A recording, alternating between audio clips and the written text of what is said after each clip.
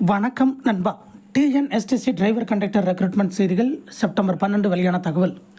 தமிழகத்தில் உள்ள போக்குவரத்து கழகங்களுக்கு 3270 நபர்கள் பணியமர்த்தப்பட உள்ளனர். அரியலூரில் அமைச்சர் சிவசங்கர் தகவல்.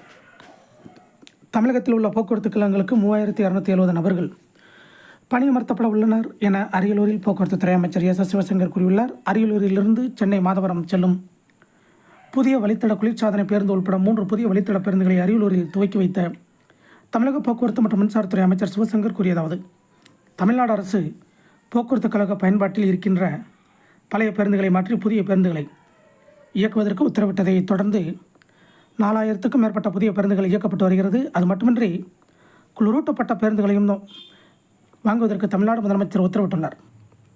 தமிழ்நாடு அரசு போக்குவரத்து கழகம் விழுப்புரம் கோட்டத்திற்கு சொந்தமான ஒரு குளிர்சாதன பேருந்து அரியலூரில் நகரத்திலிருந்து சென்னைக்கு இயக்கப்படும் வகையில் துவக்கி வைக்கப்பட்டுள்ளது.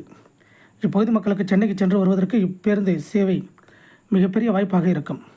தமிழ்நாடு அரசானது கடந்த காலங்களில் வரலாற்றில் இல்லாத வகையில் 3 ஆண்டுகளில் 2 ஊதிய ஒப்பந்த முடிவுகளை பேசி முடித்துள்ளது.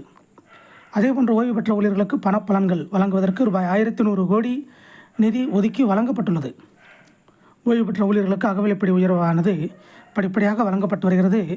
ஓய்வு பெற்ற தொழிலாளர்களின் நலனையும் பாதுகாக்கின்ற அரசாக தமிழ்நாடு அரசு இருக்கிறது. தமிழ்நாடு அரசு விரைவு போக்குவரத்து கழகத்திற்கு 655 நபர்கள் பணிக்கு எடுக்கப்பட்டுள்ளனர். தமிழ்நாட்டில் இருக்கக்கூடிய 8 அரசு போக்குவரத்து கழகங்களுக்கு 3270 நபர்கள் பணிக்கு எடுக்கப்பட இருக்கின்றனர். எனவே இந்த போக்குவரத்து கழகங்களை தனியார் மயமாக்கல் தடுப்பதற்காகவே புதிய பேருந்துகள் வாங்கி இருக்கிறார்கள். புதிய பணியாளர்களை பணிக்கு எடுத்துள்ளார்கள்.